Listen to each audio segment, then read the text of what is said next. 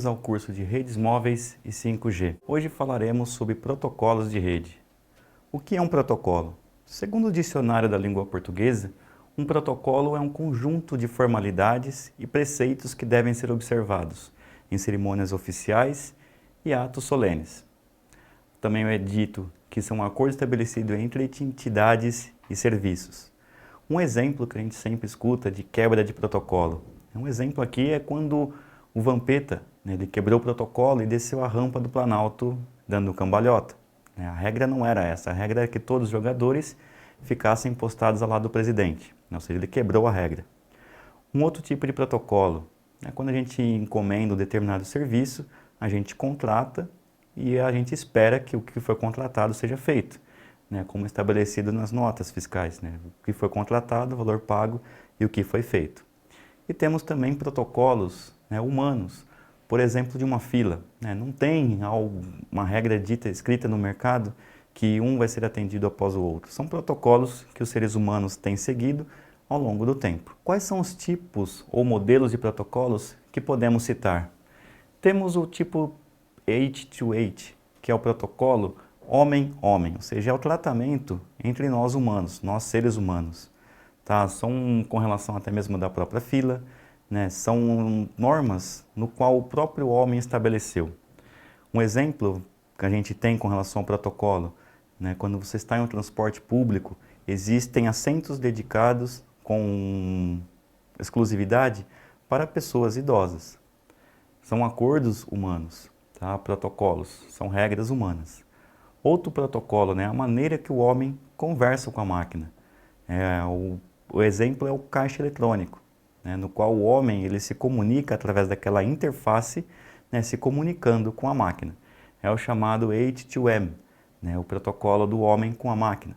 Existem também o protocolo M2M, que é o protocolo máquina com máquina, ou machine to machine, que nada mais é do que as regras estabelecidas para que os equipamentos eletrônicos, diversos equipamentos, se comuniquem entre si.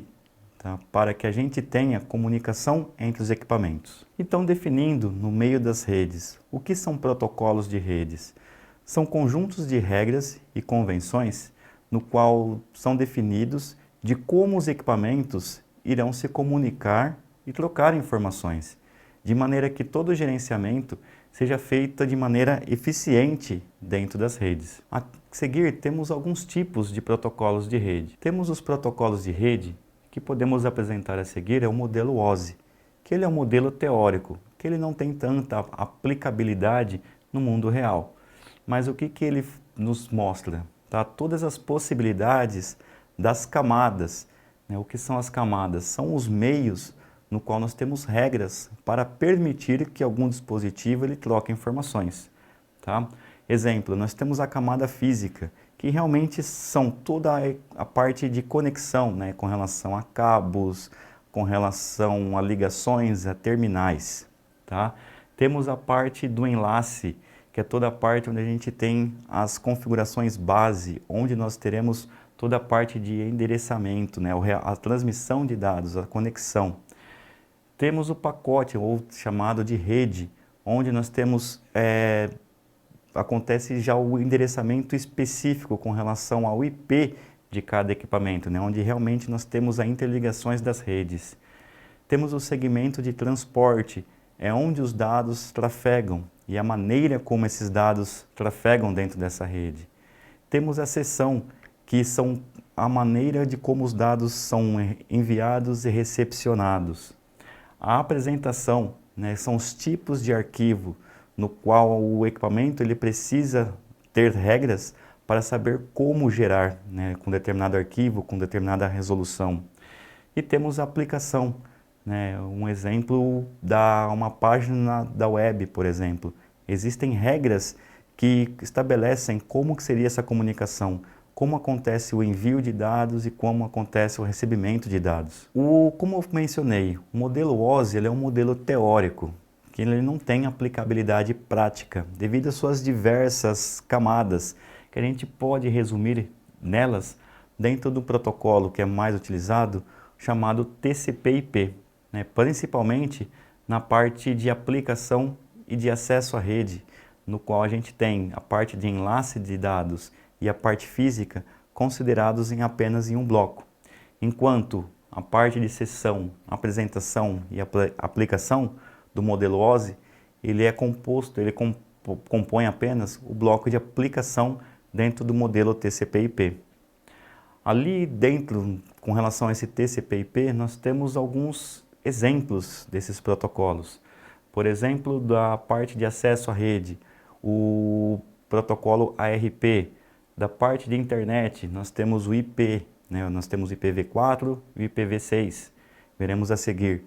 No modelo de transporte, os mais utilizados, o TCP e o UDP. Com relação à aplicação, né? Com relação ao fim que a gente está estabelecendo essa comunicação, né? Ou seja, um HTTP, você fala que é uma comunicação de uma página da internet.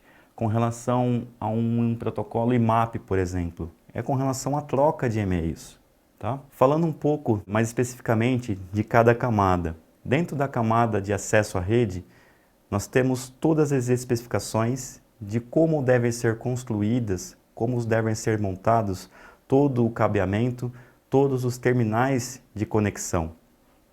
Ele é responsável pelas normas de montagem de racks, de servidores, pela montagem de cabos de conexão. Dentro da parte de acesso à rede também, temos um protocolo chamado ARP, que é o protocolo que ele define o endereçamento do nosso dispositivo, tá? Apenas dando um geral, uma aplicação prática, né? Esse ARP, ele pega o nosso endereço físico, igual mostrado para vocês, né? Todo equipamento que está habilitado a participar, a estar conectado a uma rede, ele tem esse número físico, MAC, que ele vem de fábrica, tá? Ele é composto por números e letras, tá?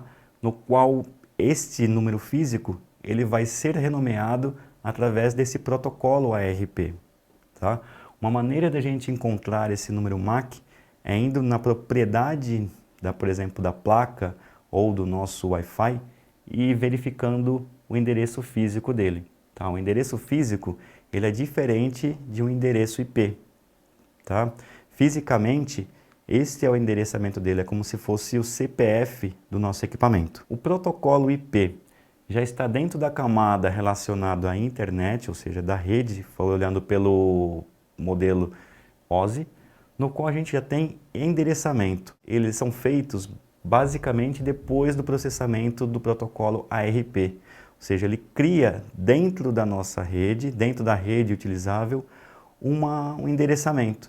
Tá? Ele fala para essa rede, ele não utiliza aquele endereçamento MAC, mas ele utiliza esse novo endereçamento, que é o chamado IP. Até pouco tempo, nós só tínhamos o IPv4, que era composto de 32 bits, né, no qual ele tinha capacidade limitada de equipamentos, né? Ou seja, a gente tem um número limitado para nomear equipamentos dentro de uma rede.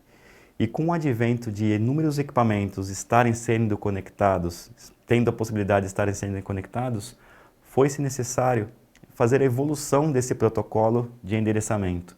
Então surgiu desde 1998 o IPv6, que é um modelo de 128 bits com relação a esse endereçamento, no qual eles têm muito mais possibilidades de dispositivos estarem conectados. A sua forma de notificação mudou também, né? A parte do IPv4, ele era feito somente com a parte de números decimais, né, inteiros e decimais. Com o IPv6, ele é composto de números decimais e números hexadecimais, né, uma notação hexadecimal.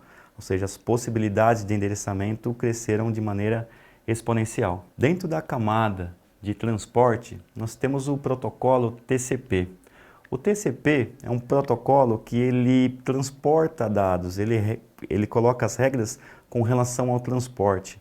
Especificamente, o protocolo TCP, quando a gente envia um dado, a gente tem uma informação que vem do dispositivo que recebeu esse dado, como se fosse uma comunicação de recebimento. Tá? Então, quando a gente envia, a gente recebe uma notificação que esse dado foi enviado. Tá? Isso é o que nos permite surfar na internet, o que permite a gente navegar por diversas páginas. Isso é um dos protocolos que nos permite enviar e receber e-mails, diferentemente de um protocolo UDP, no qual não existe a necessidade de uma confirmação de recebimento desses dados. O que acontece nesse tipo de transporte, desse tipo de regras, é o que nós temos, por exemplo, nas ligações hoje via Skype, via Teams, desses aplicativos de comunicação. Não existe necessidade de ficar enviando dados, retornando para o emissor o recebimento daquela informação. Então, por isso que nós temos muitas vezes falhas de conexão quando a gente está num tipo de ligação. Temos exemplos também desses tipo de protocolo quando a gente tem os jogos online, ou seja, não existe a necessidade de confirmação. E também nos chamados streams, que nós temos diversos hoje. Simplesmente são enviados diversos dados de maneira que a gente consiga assistir ou escutar uma música online. Se a gente precisasse, cada vez que a gente receber um dado, enviar uma informação de recebimento, o delay praticamente inviabilizaria essa transmissão via rede. Falando um pouquinho da camada de aplicação, temos o protocolo FTP, no qual a gente tem um servidor onde alocamos dados dentro desses servidores. E toda vez que a gente tem a necessidade de utilização desses dados, faz-se necessário o download. A gente não consegue utilizar esses dados dentro do servidor. A gente utiliza o servidor apenas para alocá-lo, para guardá-lo, armazená-lo. Mas a utilização é necessário que a gente faça o download desse dado. Dentro da camada de aplicação também, temos o protocolo bastante conhecido, que é o HTTP, no qual ele dita as regras, no qual a gente tem acesso a poder navegar nas páginas de internet, no qual a gente tem o envio de alguma informação, geralmente alguma requisição, e a gente recebe o dado de volta. A gente envia perguntando alguma coisa e ele nos responde algo. O que geralmente é isso que acontece com o navegar nas páginas de internet. A gente faz uma solicitação e eles nos enviam algo, de maneira bem iterativa. E temos os protocolos de e-mail. Aqui, como mostrados, temos o POP3, temos o SMTP e o IMAP. São tipos de envio de e-mails. O POP3 é o primeiro, no qual a gente tinha uma configuração um pouco diferente de como é hoje, no qual o e-mail ele não ficava na nossa máquina, no nosso domínio, mas ele ficava no servidor. Hoje, nós temos uma configuração IMAP, no qual é possível a gente, de qualquer dispositivo, a gente tem acesso a este e-mail. Quando a gente tinha um protocolo do tipo POP3, não era de qualquer equipamento que a gente conseguiria acessar esse e-mail, era somente daquele específico. Então são evoluções com relação ao protocolo que foi-se necessário evoluir para acompanhar a tecnologia e a demanda do dia a dia. Fazendo alguns exercícios sobre o mundo dos protocolos. Qual que é o protocolo o mais usado para visualizar uma página da web?